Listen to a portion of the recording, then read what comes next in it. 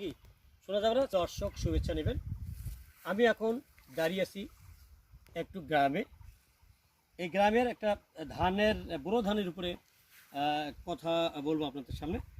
এই যে বোরো ধান এখন পাকার মৌসুম, দেখে জেনে মনে হচ্ছে গোটা বাংলাদেশ বোরো ধানের একটা বড় থালা। আমি এখানে এসে আপ্লুত, কারণ এত সুন্দর ধান, দুই ধারে ধান সবুজ খেতে ভরে গেছে।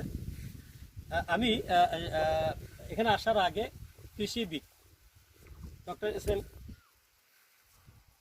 ওনার সাথে কথা বলেছি।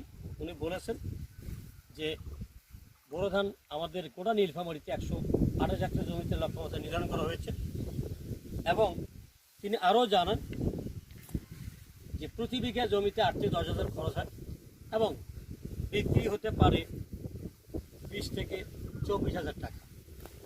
আমি দেখাচ্ছি দর্শক দেখুন, গোটা এলাকা, বিস্তীর্ণ এলাকায় বোরো ধানের ছড়িয়ে গেছে। আমি একজন কৃষকের সাথে কথা বলতে চাই। কি নাম আপনার? মজুর আলী। আপনি বোরো ধান আবাদ করেন? করে কীরকম লাভ আশা করেন? কেমন খরচ? ওই তো 15-20,000 টাকা হওয়া হয়েছে জন করতে। আর লাভ বিক্রি কেমন হবে? 2 পর্যন্ত বিক্রি হয়। ধন্যবাদ আপনাকে, আপনি আমাদের সময় দেওয়ার জন্য, একজন কৃষক আমাদের সময় দিলেন। প্রিয় দর্শক, মোটামুটিভাবে বোরো ধান সম্পর্কিত এটা ছিল আমাদের রিপোর্ট, এবং আশা করি প্রতি বছর এভাবে বোরো ধান যেভাবে অর্থনীতিতে ভূমিকা রাখছে, এটি ঈর্ষণীয় সাফল্য আমাদের সবার এবং কৃষকের। ধন্যবাদ।